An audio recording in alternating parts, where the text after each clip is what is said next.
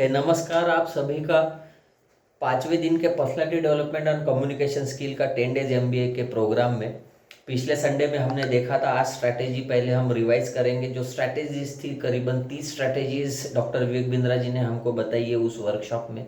उसमें से पहले communication skill 1 to many, story fusion, opening and closing for impression and retention, golden statement, rhyming and non rhyming, use of analogies and metaphor, that is comparing the uncomparable, LHS and RHS approach, personality grow with the preparation, C3 formula, that is conviction, confidence and the contagious, communication skill like a community and a communication like a community, then visual personality, then pauses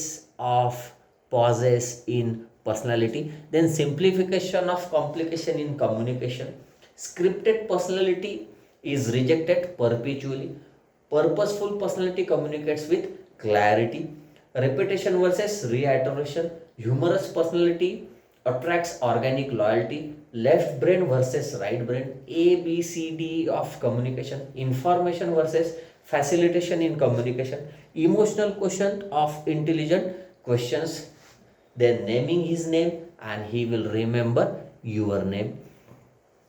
Then secret of communication, taking permission will attract submission, communication with PPT 5x5 or 7x7 rule, communication through engagement, connector detector in real communicator, personal connect with eye contact, becoming social media influencer, identify your niche and choose your right platform.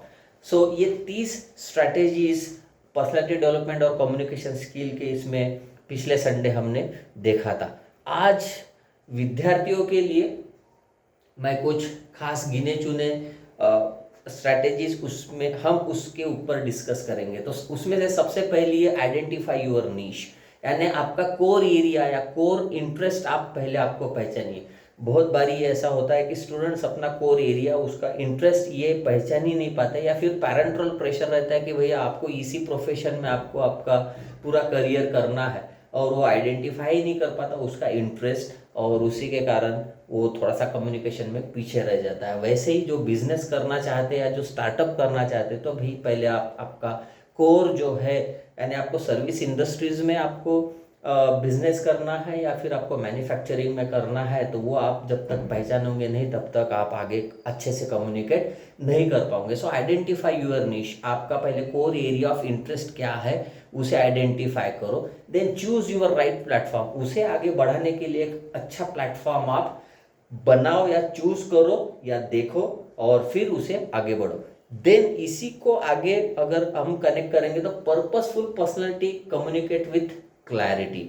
सो जो purposeful, आपका purpose अगर clear है, जैसा अगर आपका identify your निश यानी आपका कोर एरिया अगर आइडेंटिफाई हुआ, तो आपका पर्पस लाइफ में क्या करना है, कहाँ पे करियर ले जाना है या बिजनेस कहाँ तक ले जाना है, ये पता चल जाएगा। यानी आपका पर्पस क्लियर रहेगा, और जिसका पर्पस क्लियर है यानी उसके ऑब्जेक्टिव क्लियर है, तो कम्युनिकेट बहुत अच्छे से करता है।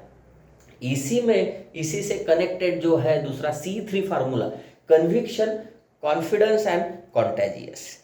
कन्विक्शन तभी आएगा जब आपका नीश आइडेंटिफाई होगा, आपका पर्पस क्लियर होगा, आपका फ्यूचर बिल्कुल क्लियर होगा, तभी जाके आपको उस चीज में कन्विक्शन आएगा।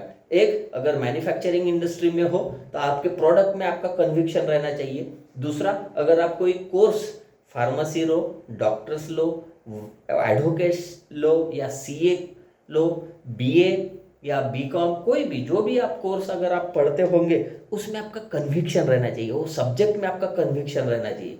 केमिस्ट्री है तो केमिस्ट्री में कन्विक्शन रहना चाहिए, मैथ्स है मैथ्स में कन्विक्शन रहना चाहिए, इंग्लिश है इंग्लिश में कन्विक्शन रहना है, तो वो सब्जेक्ट में कन्विक्शन आपका रहना चाहिए। जब आपका कन्विक्शन रहेगा तभी जाके आपका कॉन्फिडेंस आएगा, और तभी जाके वो कंटिन्यूअसली कॉन्टेजियस बनता है। तो वो है C3 फार्मूला। सो नीश यानी आपका core area of interest, then उसके लिए राइट प्लेटफॉर्म आपको देखना है, आपका पर्पस क्लियर होता है, तब जाके आपको उसमें कन्विक्शन आता है, कॉन्फिडेंस आता है और कॉन्टेजियस आता है, तब जाके आपकी पर्सनैलिटी भी खुलती है और आप कम्युनिकेट भी बहुत अच्छे से कर सकते हो। आपका कन्विक्शन ही नहीं रहता, इसीलिए आप कम्युनिकेट ही नहीं कर पाते हो।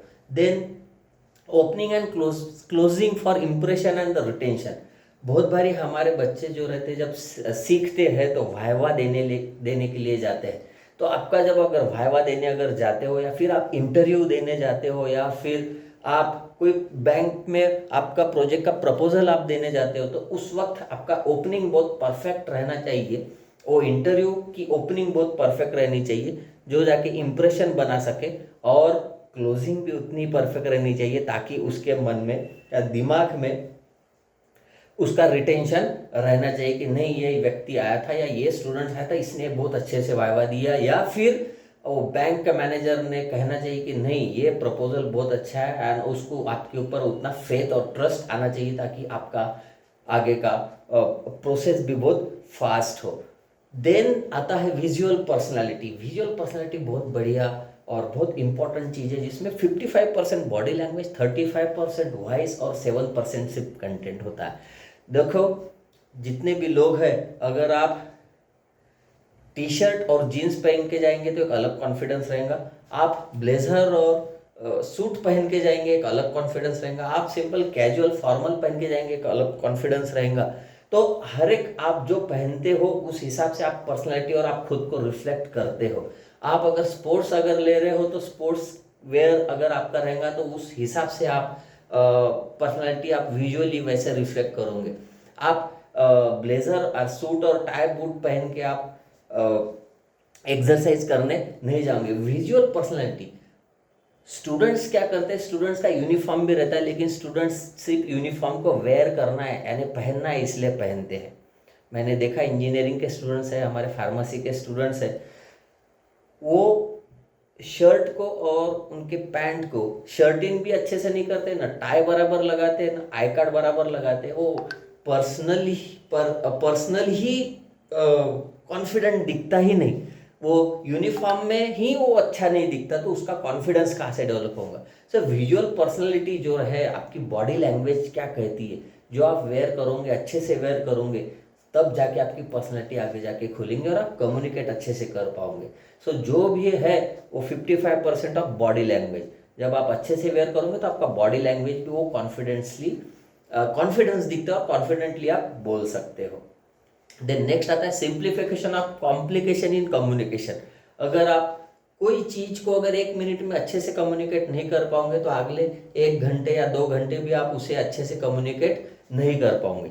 सो simplification of complication in communication, जो भी कठिन चीज है उसको सिंप्लीफाई करके आपको उसे कम्युनिकेट करना है। जैसे स्टार्टअप में अगर किसी को बैंक में प्रोजेक्ट देना है तो उसे उस प्रोजेक्ट पे कन्विक्शन बहुत अच्छे से रहना चाहिए, कॉन्फिडेंस बराबर अच्छे से रहना चाहिए, उसका नीश बराबर रहना चाहिए, तब जाके वो प्रोजेक्ट को बहुत अच्छे से प्रेजेंट करेंगे और उसे सिंप्लीफाई करके बताएंगे ताकि वो जल्दी से ग्रैब हो, पट से पकड़ में आ जाए और उसके लिए लोन जल्दी सैंक्शन हो जाए या फिर जल्दी वो आगे बढ़ जाए, प्रोसेस में जल्दी आ जाए। तो कॉम्प्लिकेटेड चीज को बहुत सिंप्लीफाई करते हुए आना चाहिए, लेकिन इसके लिए आपका वही C3 फार्मूला, कन्विक्शन, कॉन्फिडेंस और कॉन्टेजियस। आपका पर्पस क्लियर होना चाहिए, आपके पास राइट प्लेटफॉर्म रहना चाहिए, और सबसे बढ़िया और सबसे मेन जो चीज़ है, आपका कोर एरिया ऑफ इंटरेस्ट इसमें रहना चाहिए।